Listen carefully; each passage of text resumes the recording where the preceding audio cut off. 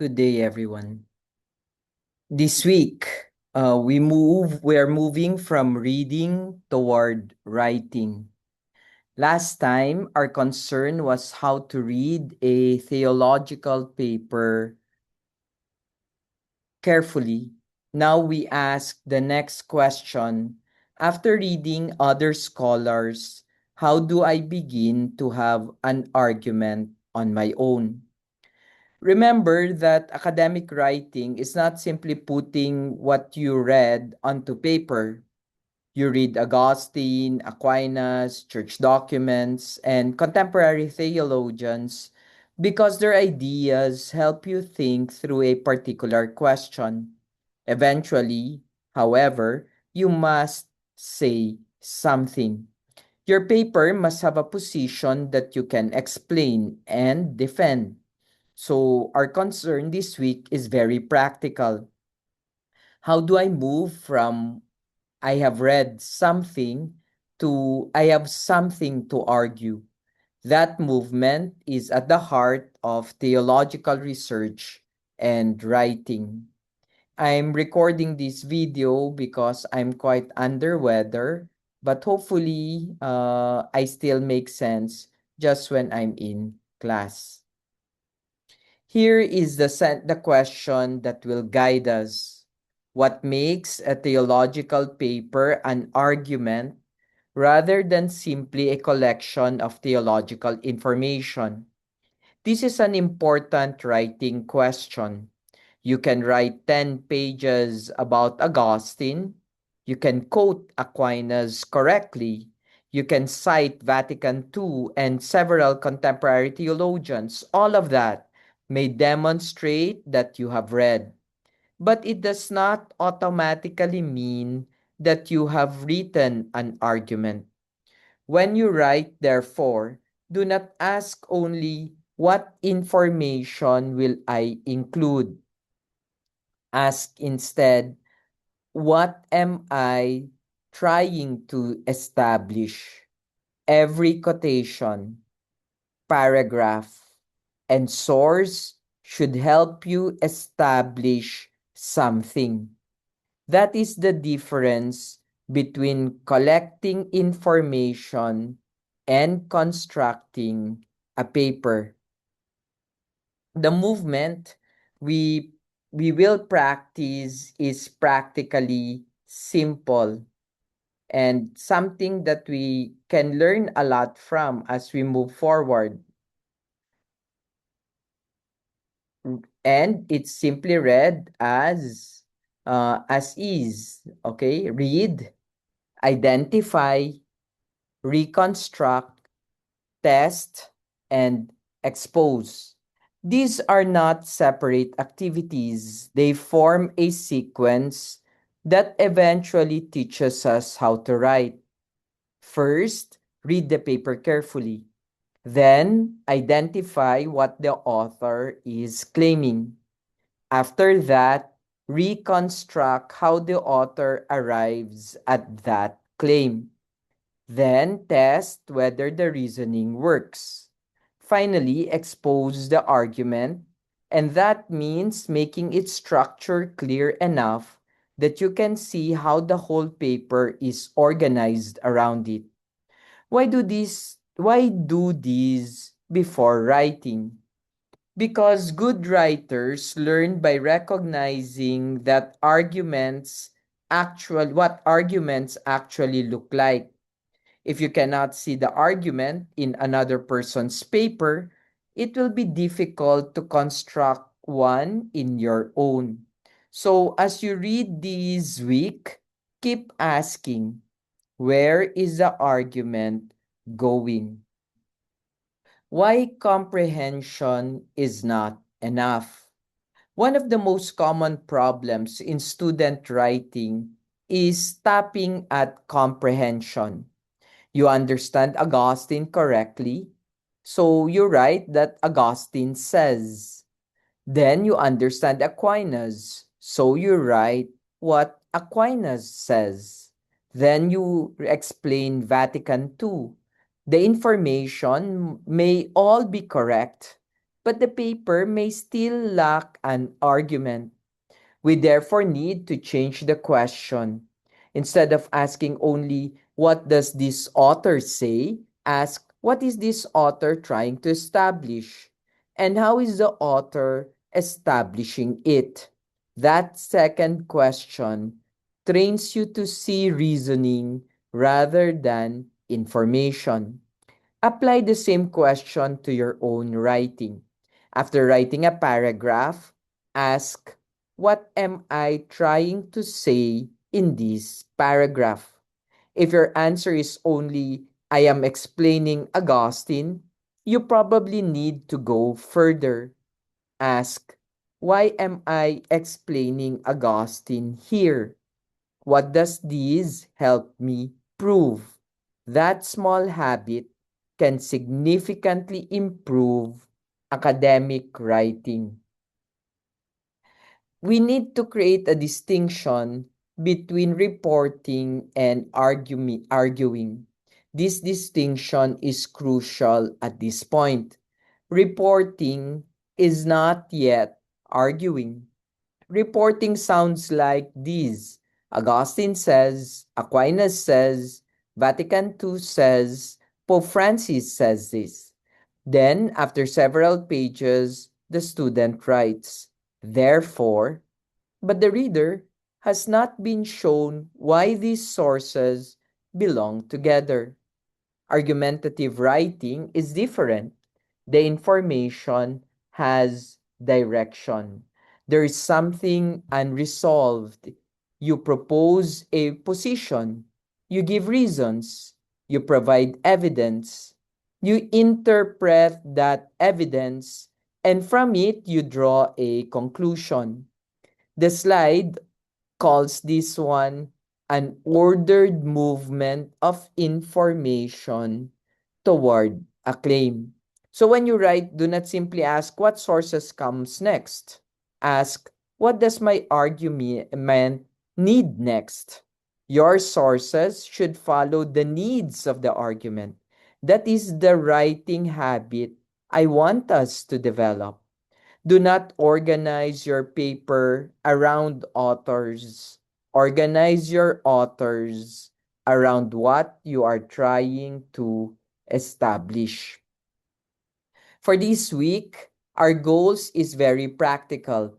You should become better at recognizing and constructing arguments. In writing, we need to distinguish several things that students often confuse: topic, problem, question, thesis, and argument. They are connected, but they're not the same thing. So you should also be able to read an article and say in one or two sentences, the author argues that because. Notice the word because.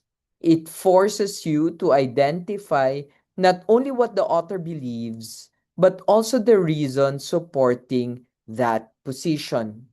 Eventually, third, we apply this to your own paper.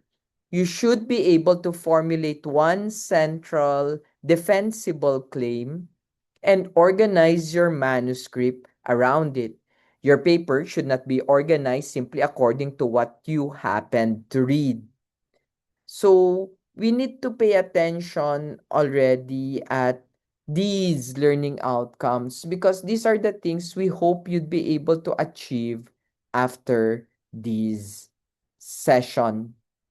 Of course, 2 hours is not enough. You really need to go back over and over on this presentation. So a paper is not a collection of information. This section begins with a very important writing rule. A paper is not a collection of information. So this sounds obvious, but it is one of the most common problems in student writing. You may have excellent sources, you may have read extensively, you may even explain every author correctly, but the question remains, what are you doing with all this information? Think of writing as construction. Sources are your materials, but simply placing materials beside one another does not produce a building. Your argument gives those materials a structure. So before adding another quotation or another theologian, ask, why does my argument need these? The accumulation error. Here we see what I call the accumulation error. The paper goes like this. Augustine says this, Aquinas says this, Vatican II says this, Pope Francis says this, another theologian says this. And then suddenly, therefore, the problem is not that these authorities are wrong. The problem is that the writer has not explained why they are being brought together. Do they agree? Does Aquinas develop Augustine? Does Vatican II change the question? Does a contemporary theologian challenge the traditional interpretation? The writer must show these relationships. So avoid writing one paragraph per author simply because that is how you took your notes. Do not let the order of your reading become the order of your paper. Organize according to the argument you need to make. So it still goes back to really what arguments are we talking about, or what what is the basis of the arguments really, right? It will still go back to that actually. So what the reader still doesn't know. This slide gives us a useful way of editing our own writing. Imagine that your reader has finished 3 or 4 pages. Ask yourself, what does the reader still not know? The reader should understand why you selected these particular sources, how they relate to one another, and what proposition they collectively support. Most importantly, the reader needs to understand why the evidence leads to your conclusion. That connection cannot simply remain inside your head. You have to write it. This gives us a simple editing rule. Whenever you quote or discuss a source, add the so what. What does this evidence establish? Why does it matter? How does it advance the argument? Your job as a writer is to make those connections visible and clear. So now we come to the basic structure behind argumentative writing. The slide gives us the sequence: problem, claim, reasons, evidence.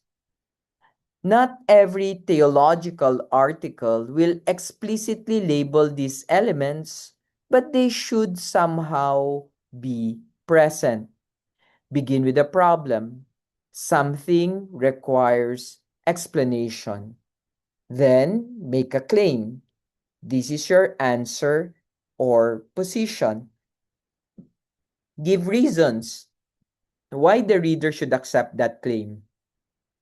Finally, provide evidence supporting those reasons.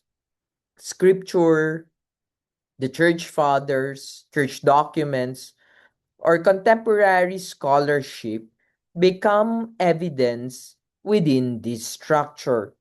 So when writing a paragraph or section, ask for questions. What problem am I addressing?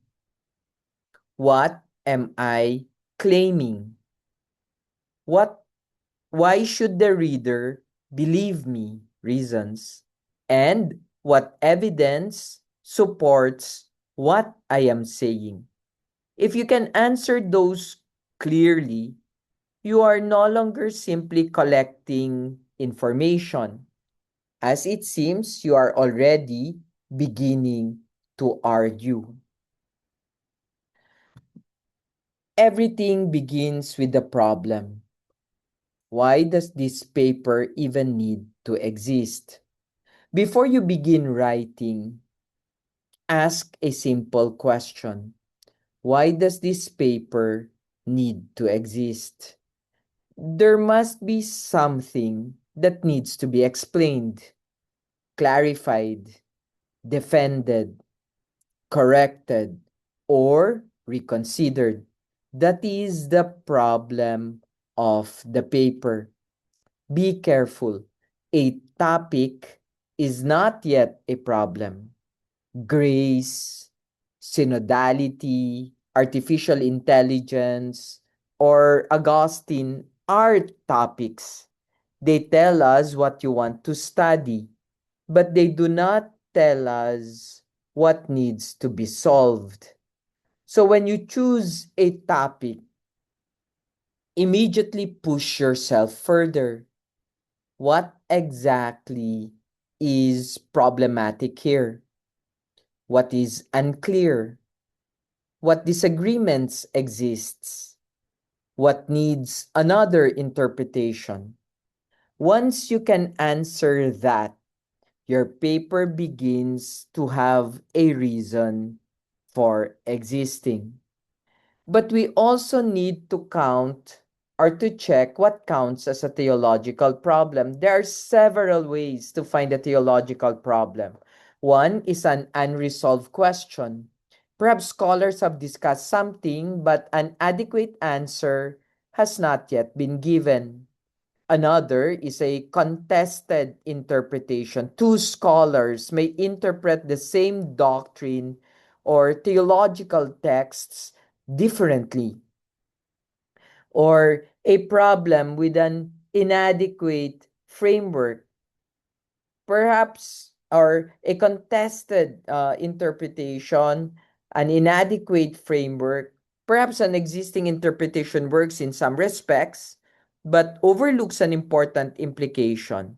Or perhaps an important text has been misread or insufficiently interpreted. When writing, therefore, do not begin by asking what topic interests me. Ask the stronger question. What is unresolved within this topic? That question gives your research intellectual direction.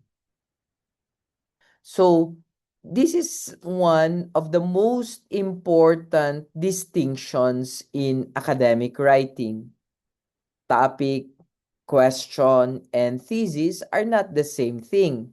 So, a topic tells us what the paper is, what the paper is about. A question tells us what you want to know. A thesis tells us what answer you are defending. So, take the example on the slide, synodality. Synodality is only a topic. Then we ask, how does synodality reshape the understanding of ecclesial authority? Now we have a research question. But we still do not have an argument. The thesis finally answers the question. Synodality does not diminish hierarchical authority, but relocates its exercise within baptismal communion and communal discernment. Now the writer has taken a position. So remember this progression when writing. Ask yourself, what am I studying? What am I asking? What am I defending? This leads us to a research question, which is not yet a thesis. This distinction is especially important. A research question is not yet your thesis. For example, what is the relationship between Christian anthropology and artificial intelligence? That is a perfectly acceptable question, but it does not tell the reader what you think the answer is. Likewise, avoid treating a project description as your thesis. This paper examines the relationship between Christian anthropology and artificial intelligence. That tells me what you are doing, but not what you are arguing. The stronger version takes a position. Contemporary discussions of AI may reduce agency to autonomous decision making, while Christian anthropology understands human agency relationally through responsibility toward gods and others. Now, there is something that must be explained and defended. A thesis does not merely announce what you will study. It actually tells the reader what you want them to accept. And therefore, as we move forward or deeper into week 2, we now look at we're not interested with the question only or the project only, but we are interested with the thesis. So here is a very simple exercise that I want you to practice whenever you read an academic article. The author argues that because the word because is extremely important. If you want only if you can only say the author discusses synodality, you have identified the topic. If you say the author argues that synodality is central to contemporary ecclesiology, you have found the claim, but you still need the reason. The strongest reading identifies both. The author argues that X because Y. Practice these when reading and then use it on your own writing. I argue that because if you cannot complete that sentence clearly, your argument probably still needs work. So, what an argument means. Now we can give the idea of an argument a little precision. An academic article should have one significant idea that organizes the paper as a whole. That idea should appear clearly enough that the reader knows that what the paper is trying to establish. But an argument cannot simply be an interesting personal opinion. It enters an existing scholarly conversation and must be supported by evidence capable of persuading the reader. For writing, the practical lesson is this. Before producing many pages, try to state your paper's central idea in one or two sentences. If you cannot yet say what the paper argues, simply writing more pages may only make the problem harder to see.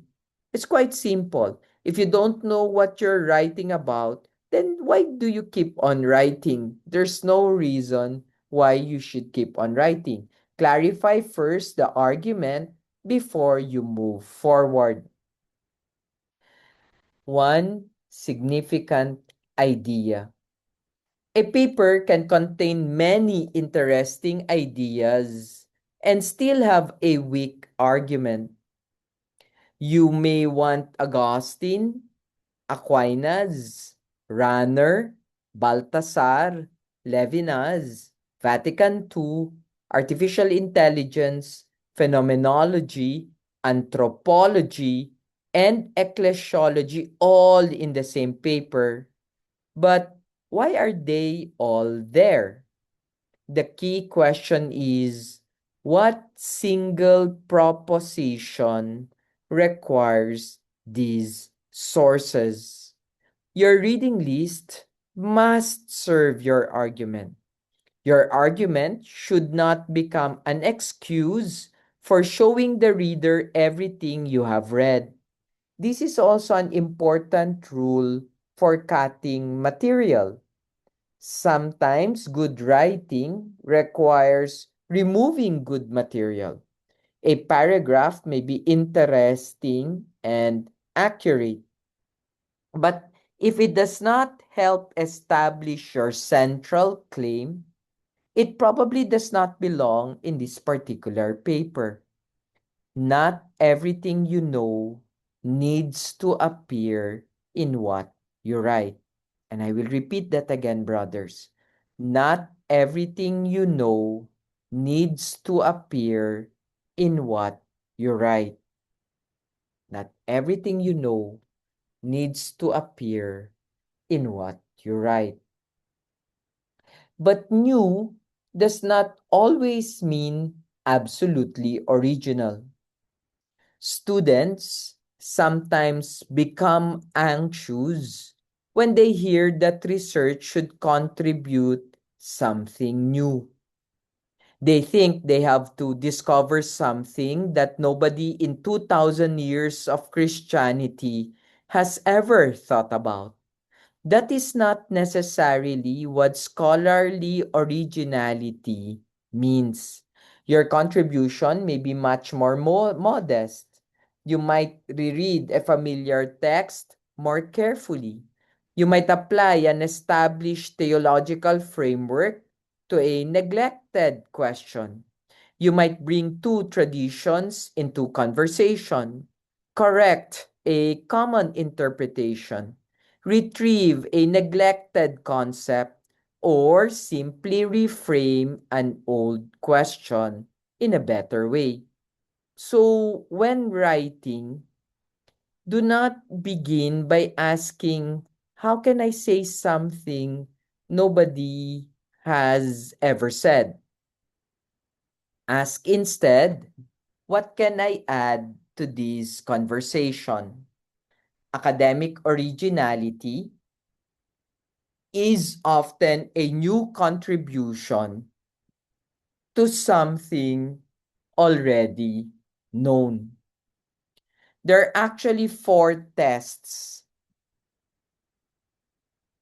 that we can implement to ask, do I actually have an argument? Once you have written a possible thesis, you need to test it. Sometimes a sentence sounds scholarly because it uses sophisticated language, but it is actually only a fact, a description, observation, or statement of significance. That's why we give you four tests. So let's look at the four tests. Can someone reasonably agree or disagree with the claim? That's the first test. Does it involve intellectual risk? Can someone immediately respond, no, because? And does the thesis answer a genuine intellectual puzzle? So use these tests when revising.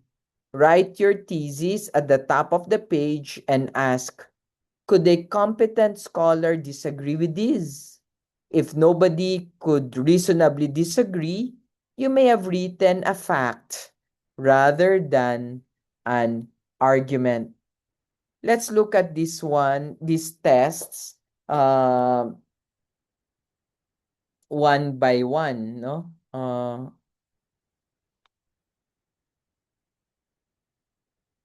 So the first is the agree disagree test.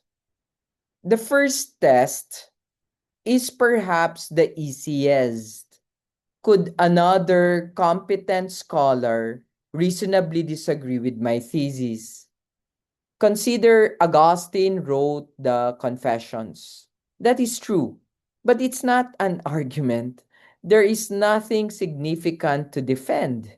We can simply verify the fact. Now compare it with The Confession should be read primarily as a work of theological anthropology rather than autobiography. Here, another scholar could say, I disagree.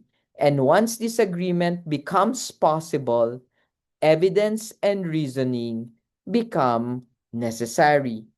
So when you write your thesis, perform these very simple tests. Imagine another scholar reading it and saying, no, I don't think that is correct.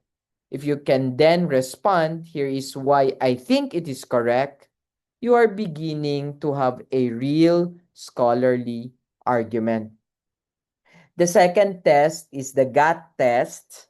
And the third test is the immediate dispute test. The next two tests help us determine whether our thesis is actually taking a position. The first is what the slide calls the GAT test. A real argument normally involves some intellectual risk. You're not merely repeating something everybody already accepts. You are saying, in effect, this is how I think this should be understood, and I'm prepared to defend that interpretation. This does not mean that you should deliberately make your thesis controversial.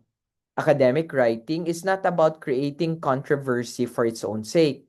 The point is that your thesis should make a claim strong enough that evidence and reasoning are necessary. So if your thesis feels completely safe because nobody could possibly object to it, ask whether you have actually made an argument. The immediate dispute test is even simpler. Imagine someone immediately answering your thesis with no because. That is actually useful. It tells you that there is something to debate. And once you can imagine that objection, you can improve your writing by asking, what evidence would I need to answer that objection? Good writing anticipates disagreement rather than pretending disagreement does not exist. Test 4, the puzzle answer test. The fourth test asks whether your thesis answers a genuine intellectual puzzle. A strong paper normally begins because something is difficult to understand. There is a tension, contradiction, ambiguity, or unresolved question that makes us want an answer. Look at the examples on the slide. Why does Augustine describe memory as both intimate and mysterious? How can hierarchical authority coexist with genuine synodal participation? Or why does Christian anthropology resist reducing intelligence to computation? These are productive questions because they contain some kind of intellectual tension. So this gives you a useful technique for writing. Take your thesis in mind, or your argument in mind, or your topic in mind, and then work backward. What question is these theses answering? If you cannot identify a meaningful question, your thesis may not yet have enough intellectual pressure. A strong thesis feels necessary because the reader can see the problem that required it. So here you see statements that masquerade as arguments. We now come to an important problem in student writing. Some sentences look like arguments because they sound academic, but they're not actually arguments. A sentence can contain theological terminology cite an important theologian, or describe a significant issue and still fail to make a defensible claim. The question is not whether the sentence sounds intelligent. The question is, what exactly is being claimed here that the paper must demonstrate? The following slides will identify 6 common examples. As we go through them, apply them immediately to your writing.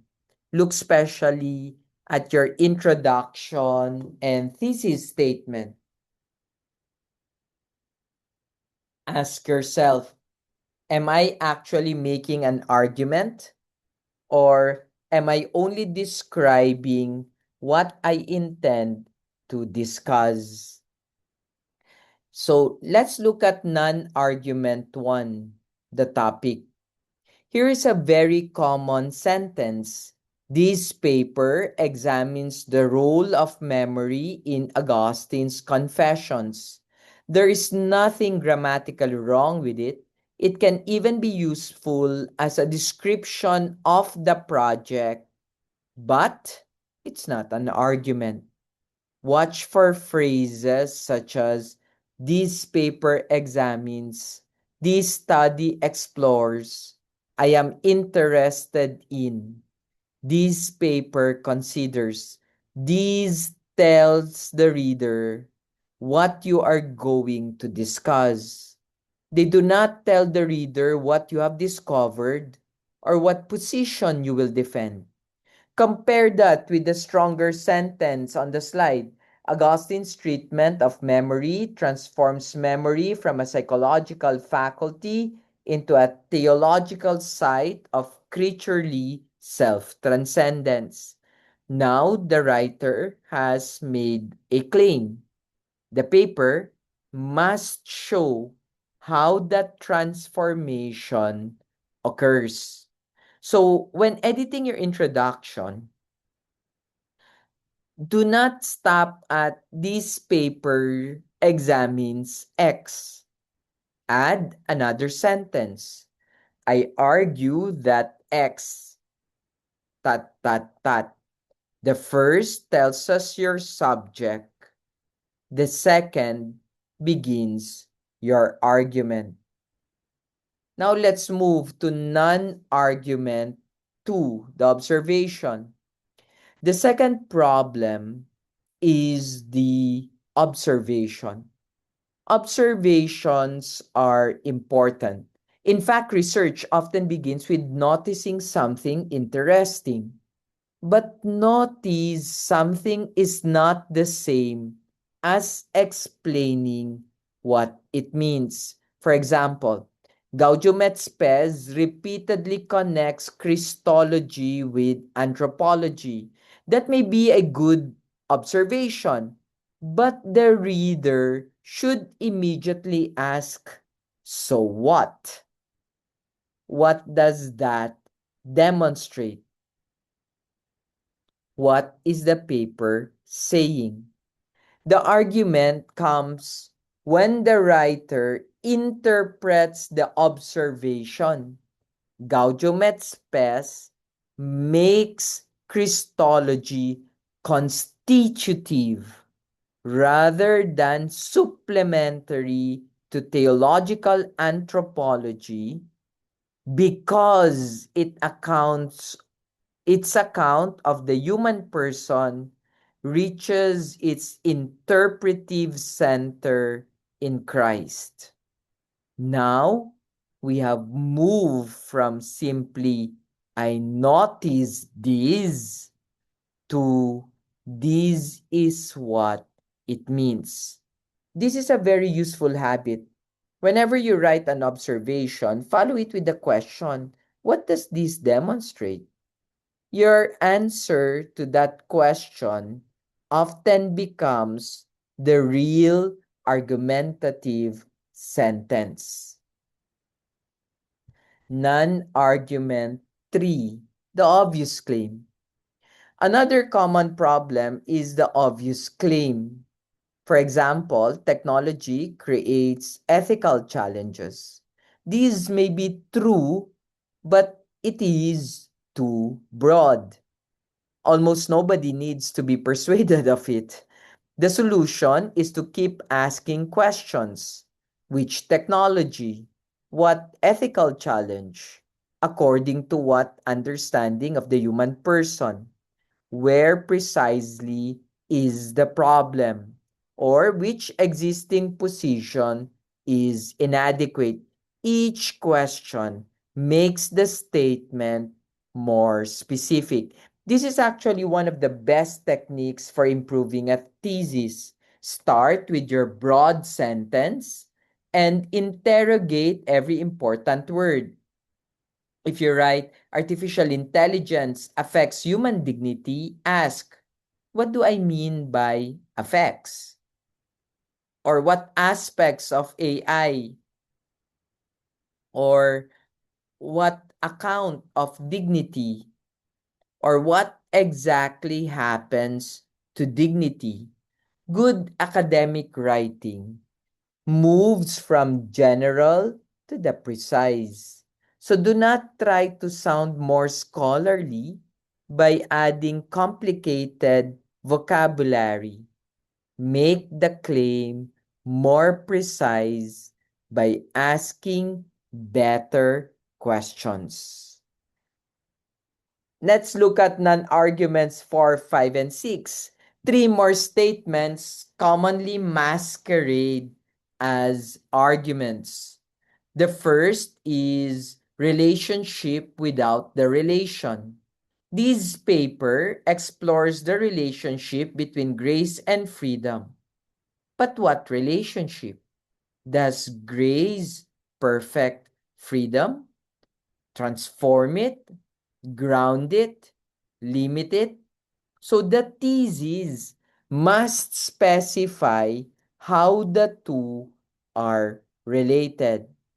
The second is the significance claim. Augustine's theology of attention has received insufficient treatment. This tells us why the research might be important, but it does not tell us what the paper discovered. Finding a gap is not enough. You must tell us what you found inside the gap. The third is the recommendation. Seminarians should regulate artificial intelligence. Again, that may eventually be a recommendation, but ask why. Perhaps the real argument is that uncritical dependence on generative AI weakens a particular dimension of intellectual formation. If you can establish that claim, then a recommendation may follow. So remember, relationship, significance, and recommendation can belong in the paper, but none of these automatically constitutes the central argument. If you committed the six, perhaps the question is how to turn a non-argument into an argument. This slide shows us something very practical. Arguments are often produced by repeated questioning. You do not always begin with a perfect thesis.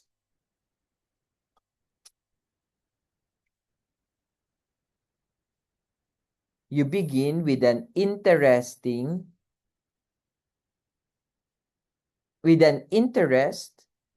and gradually make it more precise. Suppose you say, I'm interested with I'm interested in synodality. Fine. But what about synodality? You answer synodality and authority. Again, What about their relationship?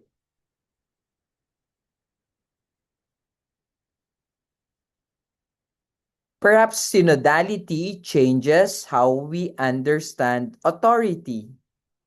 Then ask how. You might answer that synodality emphasizes participation. Again, participation based on what?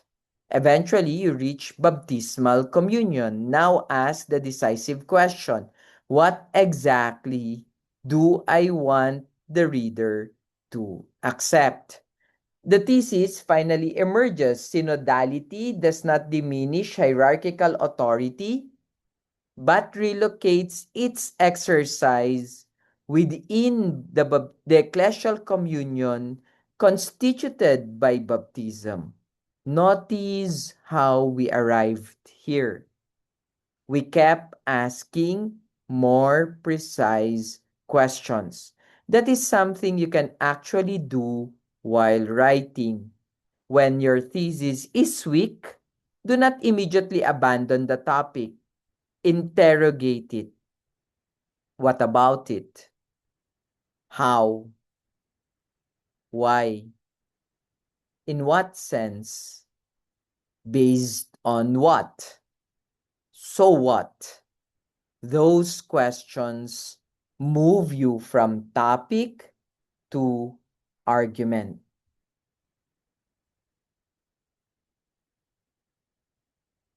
Here we have a very useful structure for writing an academic thesis. Although scholars commonly understand X as blank, I argue that X is better understood as blank because blank. You do not have to use these exact words in the final paper, but the value of the formula is that it forces you to identify three things: conversation, intervention, and evidence. First, conversation. What has already been said? What has already been said? Second, intervention. What are you saying in response? Third, evidence. Why should we accept your position? For example, although Augustine's Confessions is often approached primarily as spiritual autobiography, I argue that its account of memory functions as theological anthropology because Augustine uses memory to disclose the creature's simultaneous intimacy with and dependence upon God. Notice the structure. We know what others have said. We know what you are saying. And we know the basic reason you think your interpretation is better. Try writing your thesis using this formula. Even if you later remove the words although and I argue, it's a good drafting tool because it prevents you from writing in isolation. Your thesis should show where you enter the scholarly conversation. Finally, that remember that academic writing is a conversation, we've said. Your paper does not appear from nowhere. Other scholars have already interpreted the texts, debated the doctrines, proposed frameworks, and asked questions before you arrived. That means your literature review should not simply say scholar A says this, scholar B says that, scholar C repeats A, and the like. You need to understand their relationships. Who agrees with whom? Who challenges whom? Who modifies an earlier interpretation? Or what questions remain unresolved? Then locate your own paper within that conversation. Ask, who am I responding to? Whose work am I building upon? What has not yet been adequately explained? And what exactly am I adding? This changes the way you write the literature review, and it changes things uh, significantly.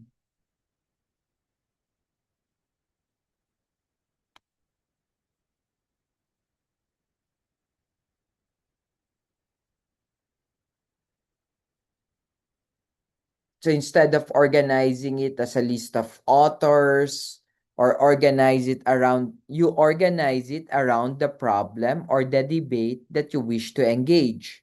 Your sources become voices in a conversation, and eventually your argument enters that conversation. So that is the transition we are trying to achieve this week. Of course, the expectation is that you have read already about the topic you want to write about, or you have chosen at least to read one article or two about the topic you want to write about. This week, you have to read more, like 5 to 10 articles at least.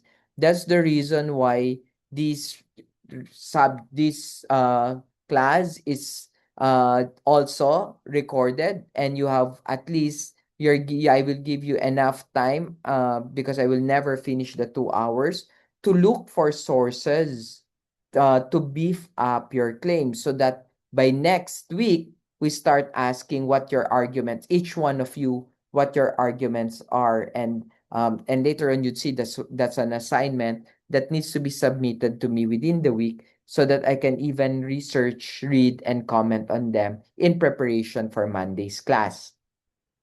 Going back to the topic. So that is the transition, as we've said, that we are trying to achieve, from reading what other people have written to understanding what they are arguing, and finally to knowing what you yourself have to say. No read, no write, right? From reporting to participating. So this brings us back to something we have already encountered. The literature review should not become a list of people you have read. A weak literature review often sounds like A says X, B says Y, C says Z. Perhaps all three summaries are accurate, but the reader still does not know why these scholars belong together. So when you write a literature review, your task is not merely to report the literature. Your task is to map the conversation. So instead of writing A says this, B says that, write the relationship.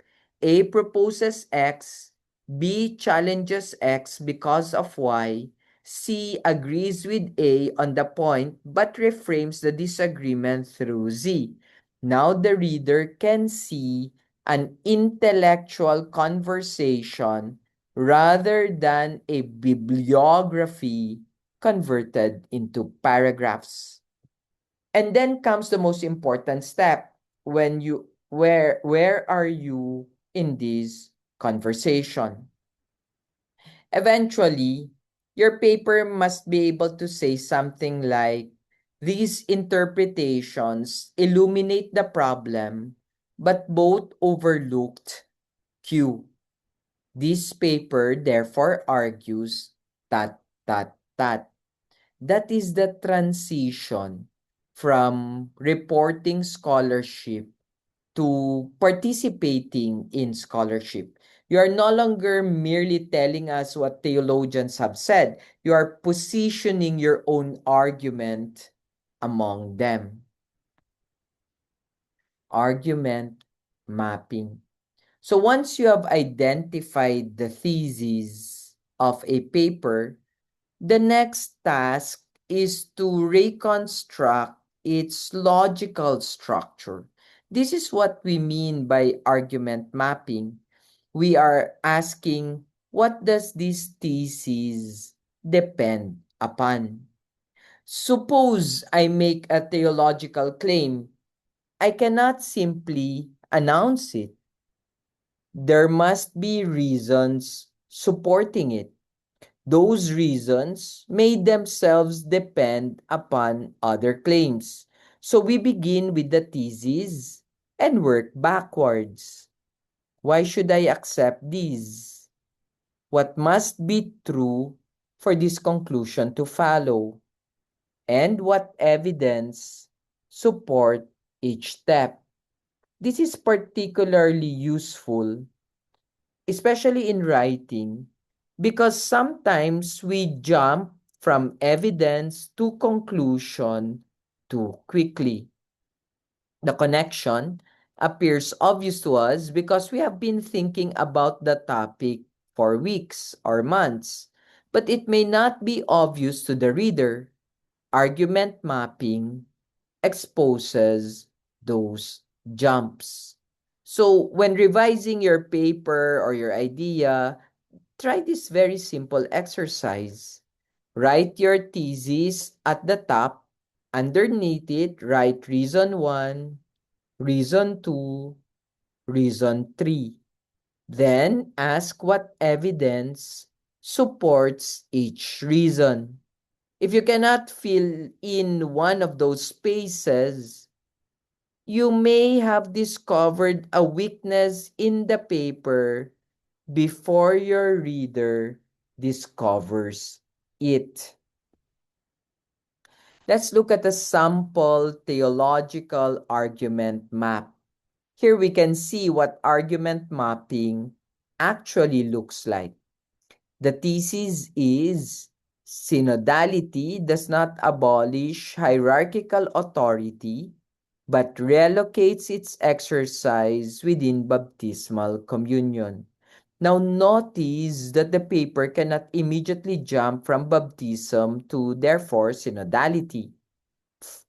Several steps are necessary. First, baptism incorporates believers into ecclesial communion. Second, that incorporation entails genuine participation in the church's life and mission. Third, synodality provides forms through which that participation becomes operative in discernment. But notice something else.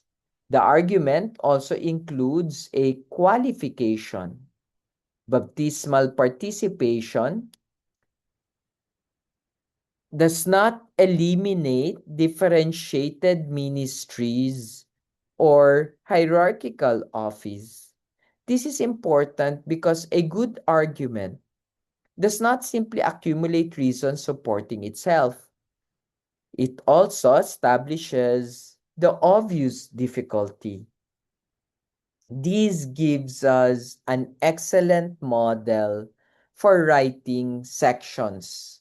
Each major section should perform some necessary argumentative task. So do not create sections merely because you have a material about them. Ask, what does section 1 establish that section 2 needs? Or what does section 2 establish that allows me to move to section 3? So that is what gives a paper movement. The reader should feel that each section makes the next section possible. Your outline should therefore be an outline of reasoning rather than merely an outline of subjects. And that's actually the reason why outlining your paper will play a very important role in its structure in the long run. Claim, authority, evidence, interpretation, and inference. This slide gives us 5 distinctions that are extremely important for theological writing.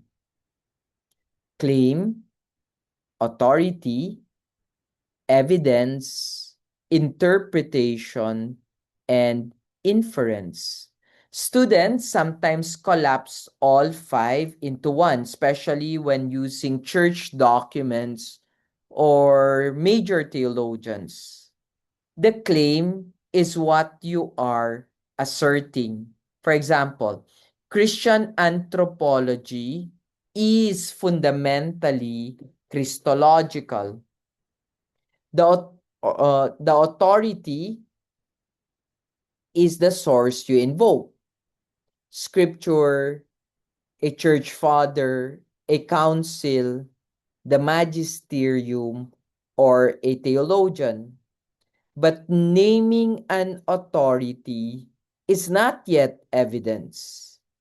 The evidence is the actual material you use from that authority. Perhaps it is a particular passage from Gaudium et Spes 22. Then comes interpretation. What does the passage mean in relation to the question you are asking? Finally comes inference. What larger conclusions are you justified in drawing from that interpretation? This distinction can greatly improve theological writing. So instead of writing according to Vatican II and assuming the argument is finished, ask which passage? What exactly does it say? How should it be interpreted? And why does that interpretation support my claim? So authority matters in theology, but good scholarship still has to show the reasoning that connects authority to conclusion. So the most important distinction so far is that evidence is not inference. So this may be one of the most important writing lessons in the entire lecture. Evidence is not the same as inference. Suppose we say Gaudium et Spes 22 teaches that Christ reveals the human person to himself.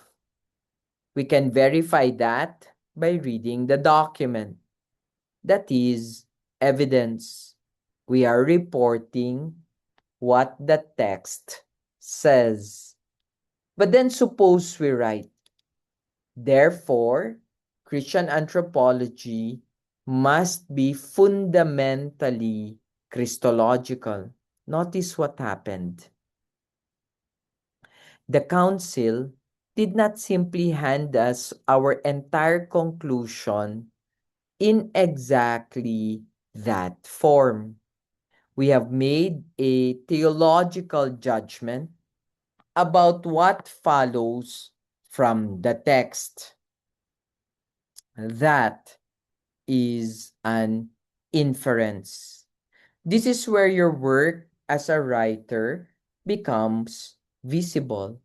You must explain the movement from the text says X to therefore I conclude Y. The word therefore contains intellectual work. Never assume that the reader will automatically make the same inference that you make. A useful editing technique is therefore to mark 3 things in your paragraph. What does my source actually say? what is my interpretation of what it says, and what conclusion am I drawing from that interpretation? Keep those boundaries clear. This does not weaken theology. It makes theological reasoning more responsible because the reader can see exactly where the source ends and where your theological judgment begins. Why quotation is not a proof?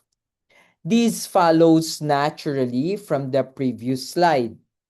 A quotation is not automatically a proof.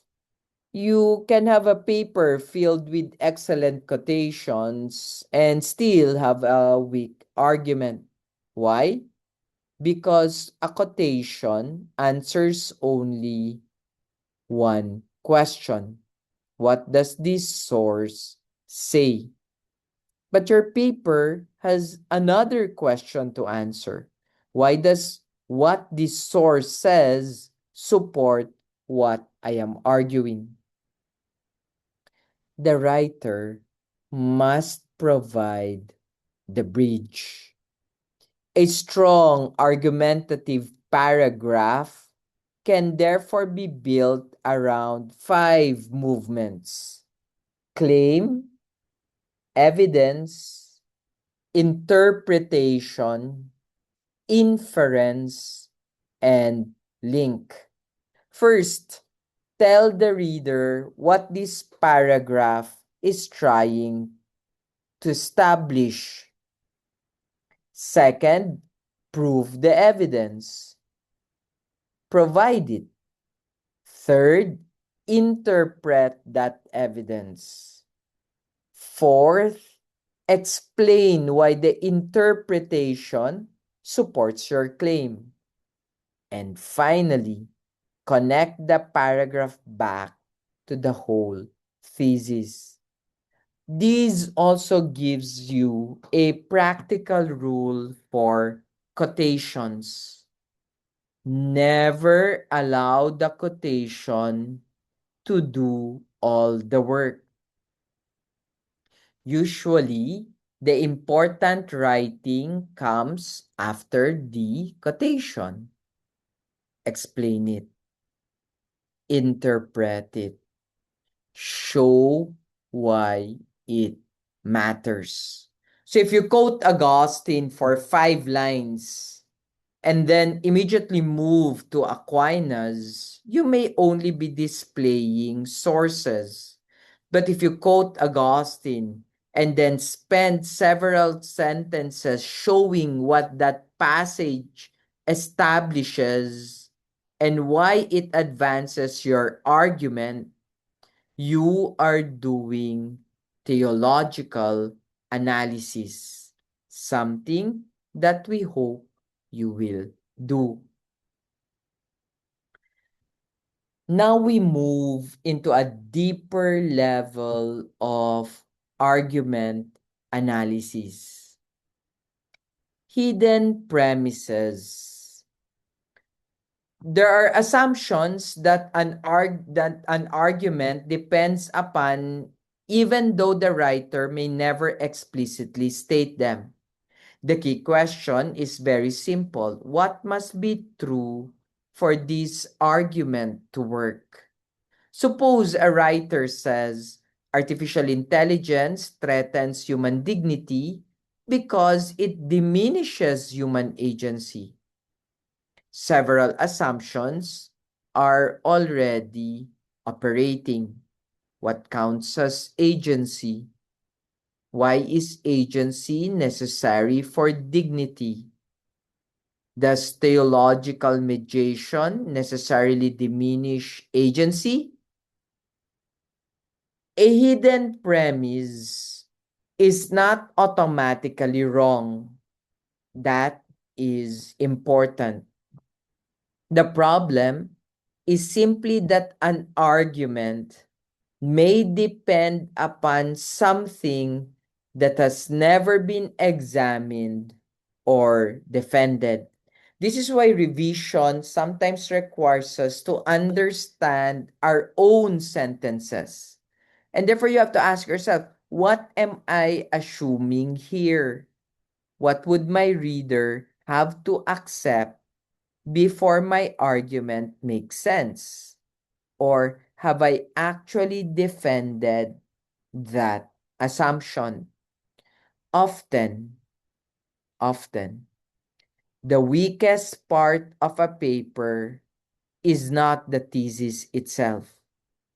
It is the unstated assumption connecting one part of the argument to another.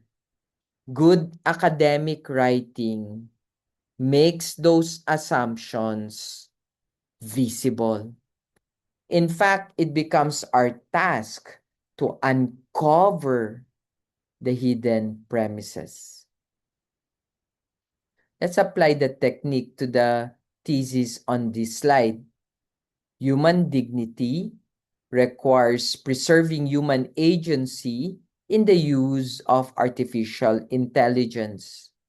At first, this sounds reasonable, but scholarly writing cannot stop with what sounds reasonable.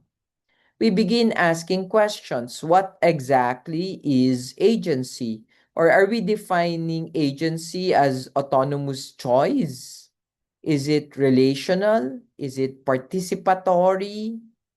Different definitions may produce different conclusions. Then ask, what is dignity? What theological account of dignity grounds the claim? Is dignity dependent upon freedom? If human dignity is intrinsic, can we say that diminished agency diminishes dignity itself? Or does it diminish the conditions appropriate to dignity? Notice how these questions force the writer to become more precise and detailed. Then consider technology. Can agency be mediated by technology without being destroyed by it? We already allow many forms of technological mediation. So perhaps the real argument is not that technology itself diminishes agency, but that certain uses of technology under certain conditions diminish meaningful human agency. That is exactly what deeper writing does. It takes an apparently simple thesis and asks what assumptions are hiding inside it. The goal at this stage is not immediately to prove that assumptions are wrong.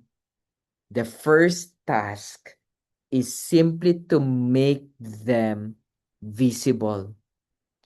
Only then can we really evaluate them.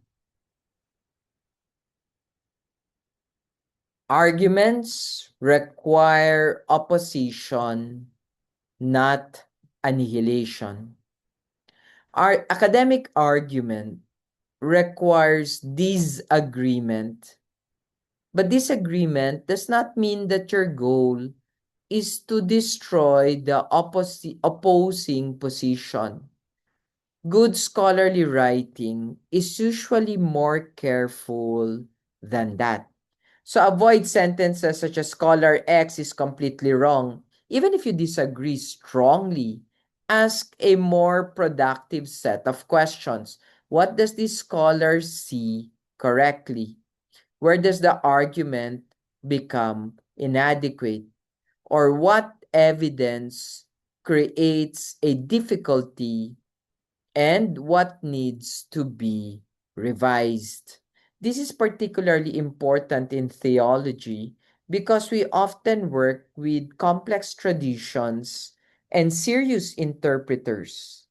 A scholar can identify something important and still reach a conclusion that you think needs qualification.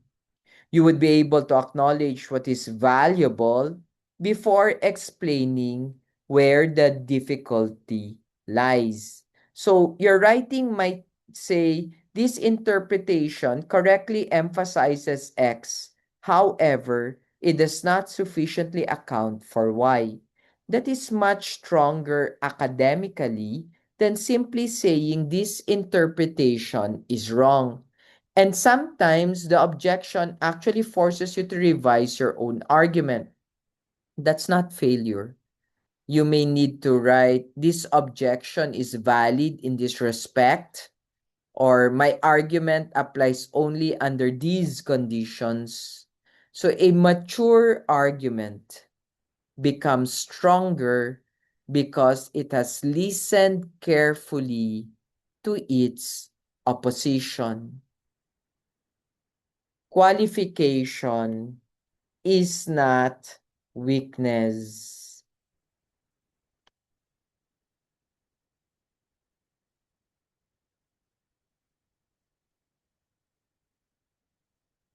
This brings us to an extremely important principle of scholarly writing.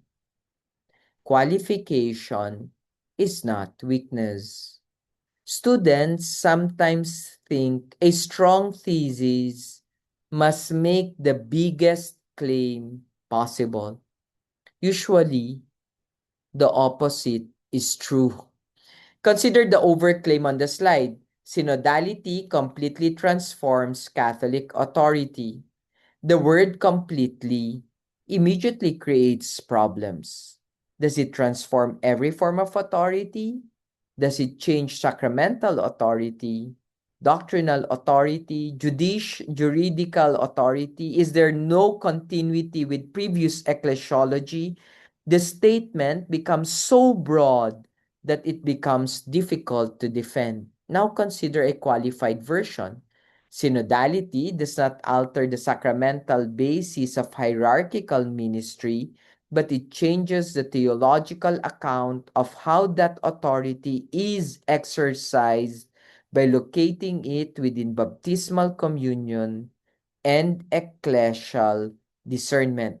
This claim is narrower, but precisely because it is narrower that we know exactly what must be demonstrated. Learn to use qualifying language deliberately. Within, under these conditions, to the extent that, insofar as, and while acknowledging these expressions are not signs that you are uncertain, they establish the boundaries within which your argument is valid. And this gives us a very important writing principle. Do not try to make your thesis bigger. Try to make it more exact. A strong thesis does not claim everything.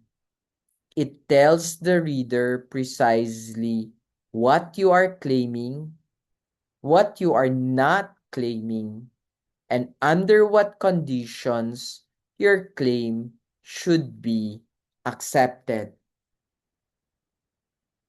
I'm reaching the end actually of this presentation. So please bear with me.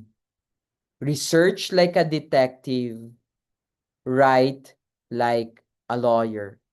This is one of the most useful distinctions in the lecture. During research, you should behave like a detective. A detective does not begin by deciding too quickly what is relevant. The detective collects clues, follow possibilities, check witnesses, compares accounts, and keep looking because an apparently minor detail may later become important. That is also how you should read for research. If you're working on Augustine, you may read hundreds of pages. If you're studying Vatican II, you may consult many documents, commentaries, and related theological discussions. At this stage, you should allow yourself to explore. You are trying to understand the field before deciding exactly what will become central. But when you begin writing, your task changes. You cannot simply reproduce everything you discovered. You now have to become selective. Your paper needs an argument, obviously, and the material must be organized around that argument. So the principle is simple. Research broadly, but write selectively. The danger is when students confuse these two stages. They assume that because they spend time reading something, it deserves to appear in the paper. Not necessarily. Research produces possibilities. Writing requires judgment. Your final paper, is not a record of everything you learned.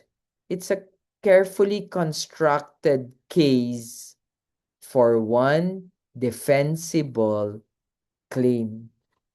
Let's deepen that reflection on the detective and the lawyer and develop that analogy further. The detective wants to know everything that might matter.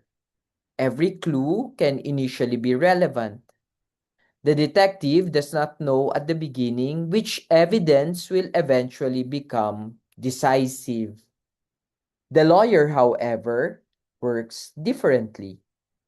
Once the case becomes clear, the lawyer must state the claim, choose the strongest relevant evidence, arrange it strategically, respond to evidence that creates difficulties, and explain why the evidence supports the conclusion.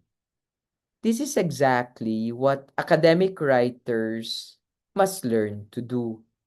Your obligation is not to prove that you have read a great deal. Your obligation is to give the reader what is necessary to evaluate your argument.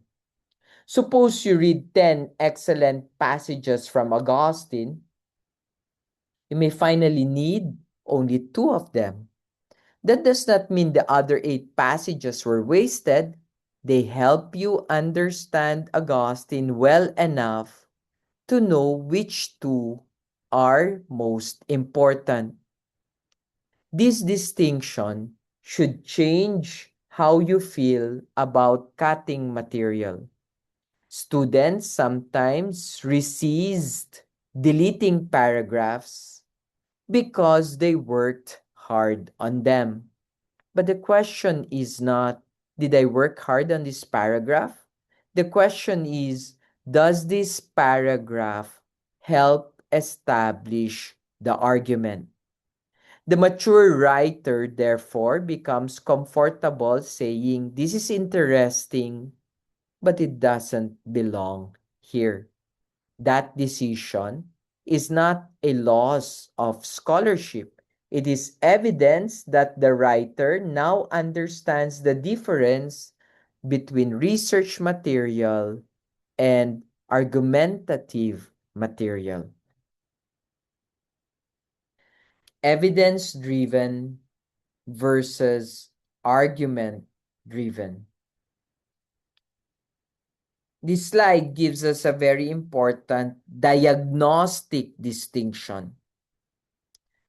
Some papers are evidence-driven, others are argument-driven. An evidence-driven paper follows the order in which the writer encountered the material. Augustine says X, then Augustine says Y, then Aquinas says something related, then Vatican II, then Ranner, and finally a conclusion appears. The paper is effectively following the student's notes. That structure is understandable because this is often how research happens, but it's not necessarily how the final paper should be written. The order of discovery is not automatically the order of explanation. An argument-driven paper works differently. It asks what must first be established, and that becomes claim 1. Then what follows from claim 1? That becomes claim 2. What evidence supports each claim? What interpretation is required? What objection must be answered? Only after those steps does the conclusion become warranted. Notice the difference. In the first structure, authors organize the paper. In the second, claims do. This has a very practical consequence for outlining. Avoid headlines such as Augustine, Aquinas, Vatican II, and Ranner unless the nature of the project genuinely requires them. Those are names, yes, but not necessarily argumentative steps. Try headings that expresses what the section establishes. Instead of Augustine, perhaps write memory as a site of creaturely self-knowledge.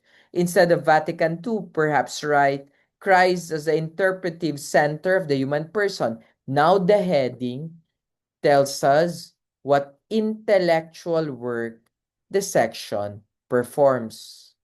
So that is an argument-driven writing. The sources enter because the claim needs them, rather than the claim appearing because the sources happen to be there.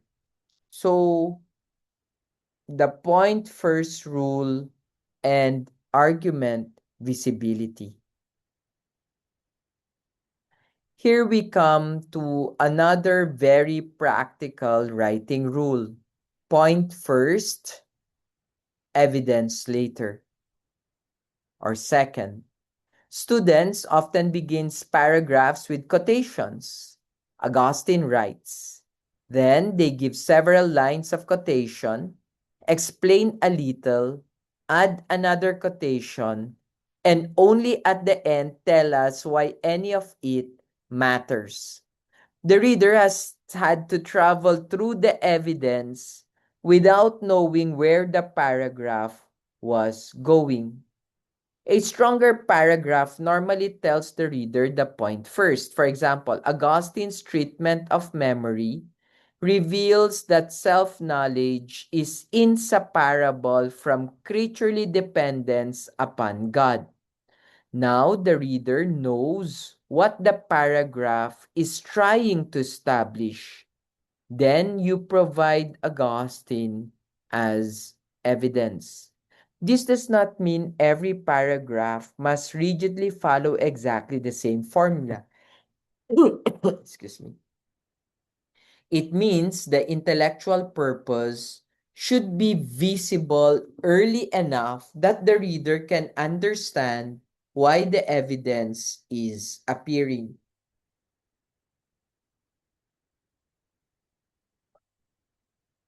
The same principle applies to the whole paper. Do not hide your thesis until the conclusion. Academic writing is not a mystery novel. The reader should not reach page 15 And finally, discover what you have been arguing. State the argument relatively early and then keep it visible. Each major section should remind the reader implicitly or explicitly how it contributes to the central claim. A simple editing question is therefore, if I removed the quotation from this paragraph, would I still know what the paragraph is arguing? If the answer is no, the evidence may be doing too much work. Write the point more clearly. The argument visibility exercise. This slide gives us a very concrete editing exercise. So take your manuscript and highlight different kinds of material.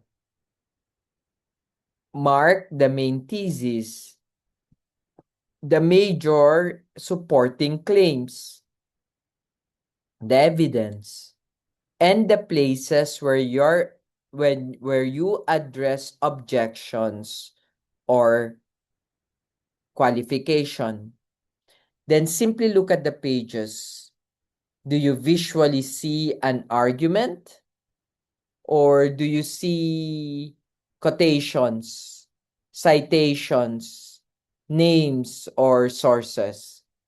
If entire pages are dominated by evidence but contain almost no visible claims, that tells you something about the structure.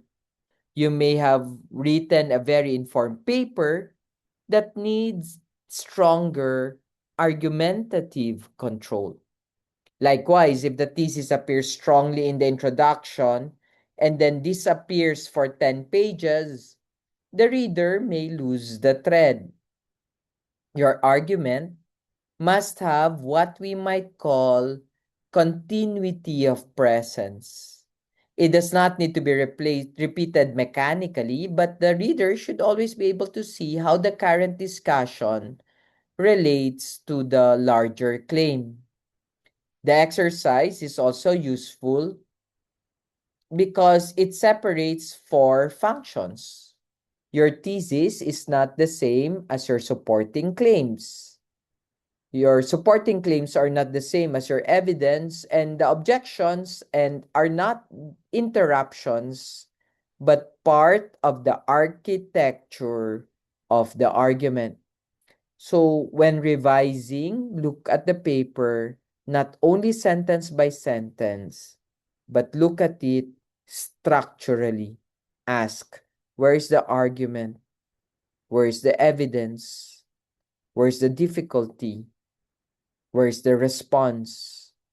A good paper should allow us to see all of these. The argument does not have to be perfect in week 2. This slide is important because students sometimes become paralyzed by the desire to produce the perfect thesis immediately.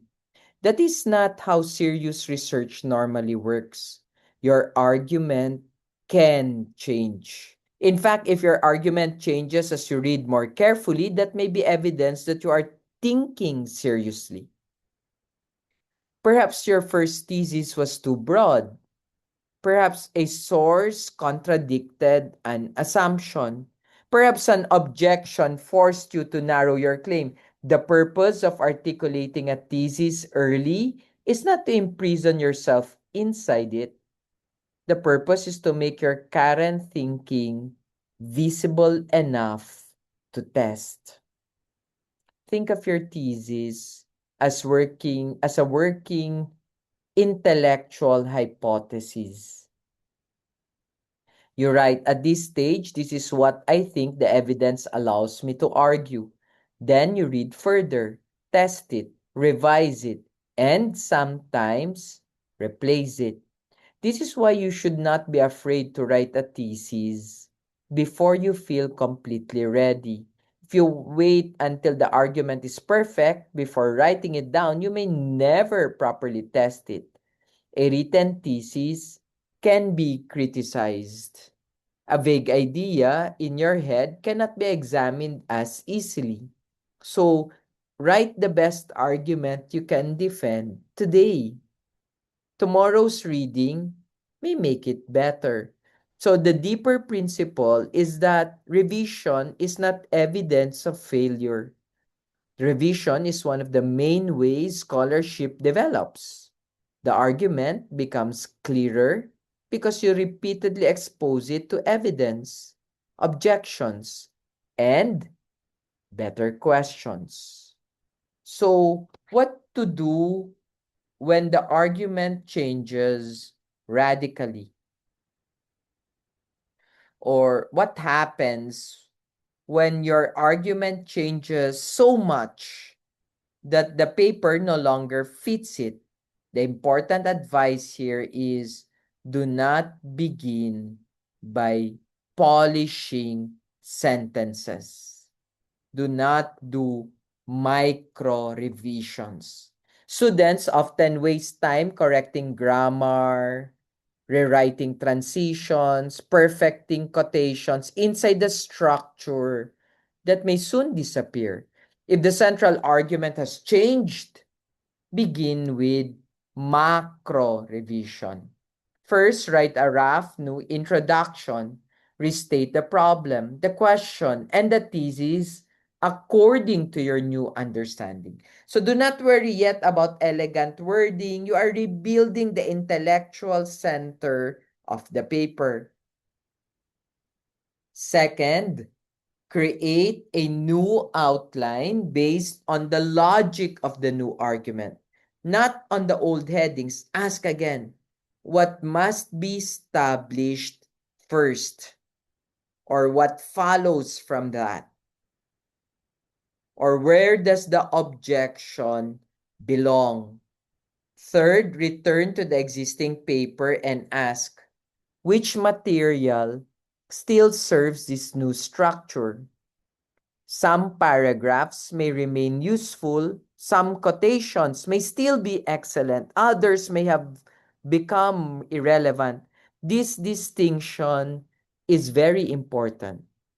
Do not preserve material merely because it already exists. Preserve it because it continues to perform necessary argumentative work. Sometimes this means abandoning several pages. That can be painful, but it is normal. A new argument may require a new architecture. Think of it like renovating a building. If you have changed the purpose of the building, repainting the wall is not enough. Sometimes the rooms themselves need to be rearranged. So revise from argument to structure to paragraph to sentence, not the other way around. From reading to writing. Now the lecture turns everything we have learned toward your own manuscript. Yes, you have to write in this course.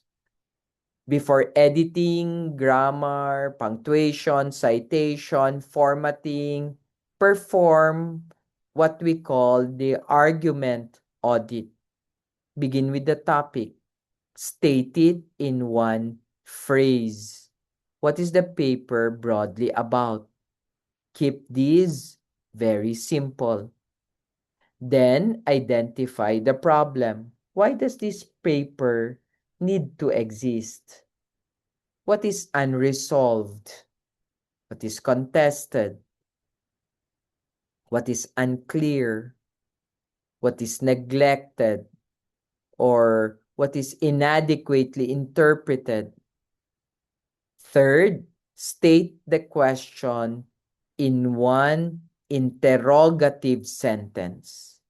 What exact question does the paper answer? Fourth, state the thesis in one declarative sentence. I argue that because blank. But the audit should not stop there. Test the thesis. Could an informed scholar disagree? What genuine puzzle does it answer? Or which scholarly conversation does it enter? Then identify your three strongest supporting claims. For each one, ask what evidence supports it.